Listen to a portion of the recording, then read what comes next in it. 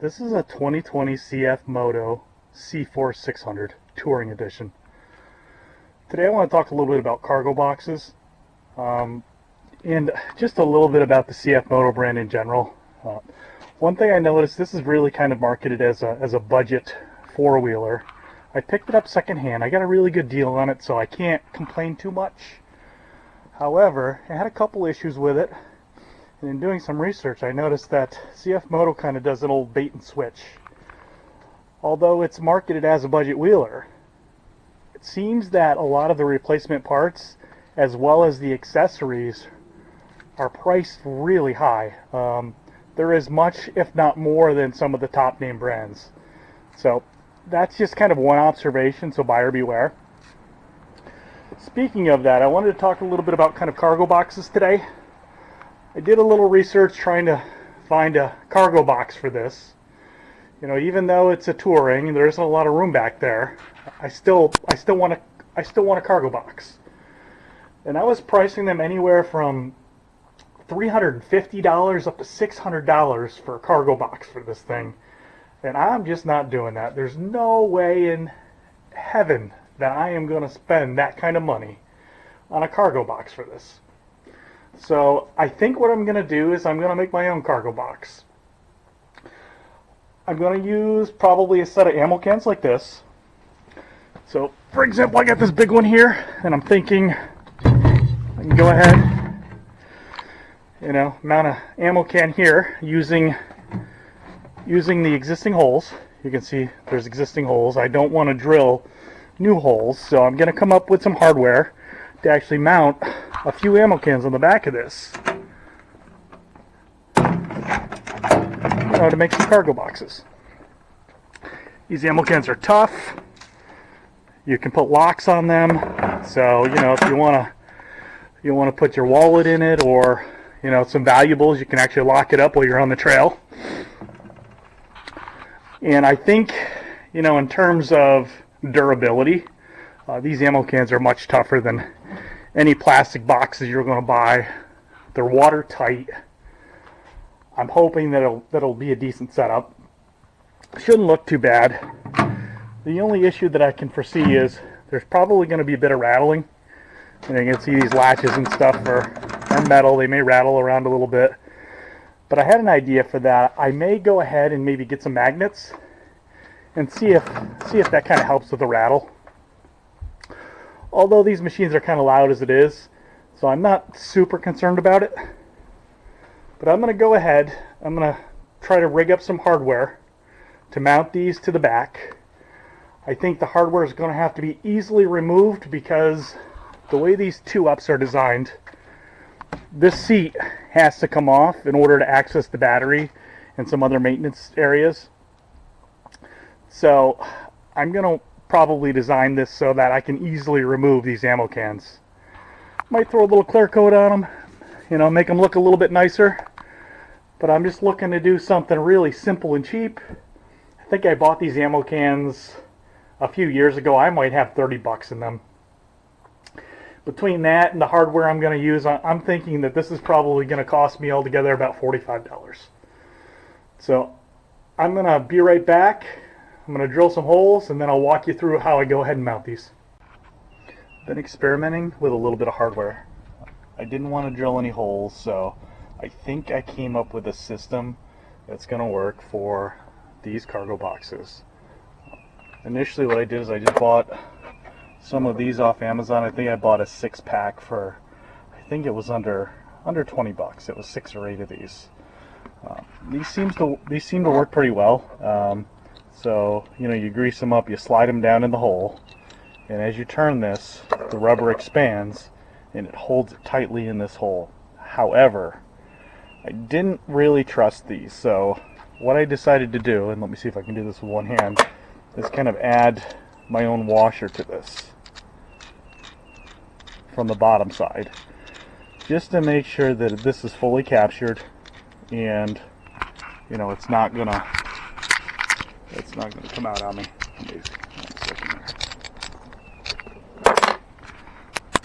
So you'll see, just go ahead, I take that out, I just kind of add a washer to this, like that. And then when I fish that up from the bottom here, that washer is going to ensure that if this rubber grommet fails, I apologize for the video, I'm trying to hold it and do it with one hand. If this rubber grommet fails, this is not going to pull through the hole. So it's going to look something like this. You know, coming up from the bottom side. You kind of got to be a little bit creative to kind of fish it down in there. I think what I did was I just took the washer with the bolt and just fished it up from the bottom, and then just kind of pushed the grommet down in there. Make sure you use plenty of lube, because those things are hard to get in there. And then when you use this to tighten it down, it still expands, but it's going to hold it tightly. It's going to, you know, there's going to be a little bit of vibration resistance there, which is great because these things vibrate pretty badly. And it's really going to hold your box snugly. And I'll kind of give you an idea. I already went ahead and drilled these. So just to kind of give you a view of what it looks like with the hardware installed. So you just set the box on here. Just, you know, you got to do a little measuring. I just drilled 2 holes down to the bottom, again using existing holes in the ATV, so I didn't want to drill anything in the plastics. And then we just kind of have these, you know, these simple hand nuts, which are fairly easy to take on and off, not a big deal. So that if you have to remove the cargo box, it's pretty easy to do. And you know, there are going to be times when you do have to remove this to get that 2-up seat out of there to get to the battery. You know, that was my biggest concern. I could have easily just kind of bolted something down, drilled holes, but I kind of wanted to make it not very invasive, but I want it to be sturdy and be able to remove it. So, I mean, that's essentially it. I mean, it's in place. I already did it with these small ones that I, you know, mounted on the side here. So you can see I did 3 boxes. And I already went ahead and drilled these and mounted them using the same type of hardware that I showed previously. I did put like a magnet on here because these things rattle quite a bit. So that's kind of the only issue that I've discovered so far is the rattle on these. But you know, these things are really stout. They're strong. You can see you got the 2 knobs down in there. So these are held with 2. I find that these ones on the side seem to be quite a bit more sturdy than this one in the middle. So I'm going to probably add an additional anchor point to this, and I'll show you what I mean. So you look down in there, both of those are kind of towards the front of the box. There's nothing towards the back of the box. So you got, it's not a lot, but there's a little bit of wiggle here, and I don't like it. So I think what I'm going to do is probably get just like a little spring latch here. So it'll bolt to this box. You know, it's kind of got like a little hook down below, a little hook on the bottom of this plastic, and you just kind of clip it down, and it should just give this a little bit more stability, so that, you know, if you're going over rough terrain or something, this thing isn't moving too much. Because I really don't want, I want very little movement other than, you know, whatever give that the rubber in the mount is going to provide. So that's essentially my setup. I think it was successful.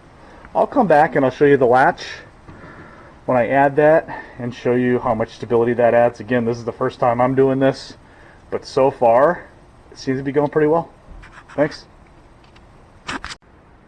I'm back, and I think I got the mounting figured out for the large box. Before I had showed you, like, you know, there was a little bit of wiggle on this box. What I went ahead and did is I just installed just a basic spring latch to just, it hooks up underneath the plastic here, stabilizes it really well. It's pretty easy to operate. You just, you know, like that. So I'm done. There it is there. Draws it back down. It's very strong, very stout. That was a cheap latch. I think it was like $1.50 or something.